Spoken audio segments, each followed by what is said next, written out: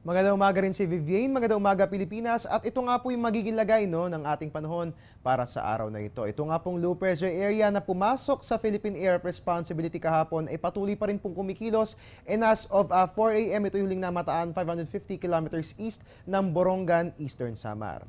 Ayon nga po sa Pag-asa, wala naman po dapat alalahanin dahil kahit po nasa loob ng ating PAR, itong nabanggit natin na low pressure area, inaasahan po natin na within the next 24 hours ay magdi-dissipate o malulusaw na rin po yung binabantayan nating sama ng panahon. Pero magkaganon man, ayon po kay Pag-asa Weather Forecaster Jory Lois, kahit malusaw nga po itong low pressure area na ating binabantayan, magdudulot pa rin po ito o mag-iiwan pa rin ito ng trough. Ano nga ba yung trough? Yung trough nga po yung extension ng mga kaulapan, so ang tendency nga po kapag po let's say malusaw nga po itong LPA na ito, mag-iwan pa rin ito ng trough na siya makaka-apekto at mag-e-extend dito po yan sa may Eastern Visayas at hanggang dyan po yan sa Eastern Luzon. So makakaasa pa rin po tayo ng maulang panahon. Pero wala naman po dapat alalahanin dahil again, inaasahan nga po ngayong araw, malulusaw na rin po yung LPA na ating binabantayan. So para po sa araw na ito, ito nga pong ridge ng high pressure air, nag-e-extend po yan, dito po yan sa may hilagang Luzon. So asahan po natin na dahil sa presensya nitong nabanggit nating weather system ay magiging maganda ang lagay ng ating panahon. Dito po yan sa atin sa Metro Manila at ganun din sa buong bansa. At yan nga po ang aasahang lagay ng panahon ngayong araw ng Martes, April 22. Mga kababayan, antabayanan po dahil sa aming pagbabalik, ating pong sisilipin ng mga detalye hinggil sa lindol na yumanig sa lalawigan ng Ilocos Sur. Antabayanan po yan makalipas ang isang paalala.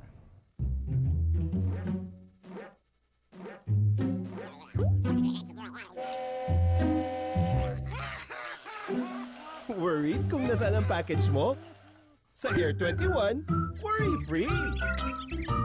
May real-time SMS updates kaya alam mong status ng padala mo every step of the way. Why worry? Pwede namang worry-free.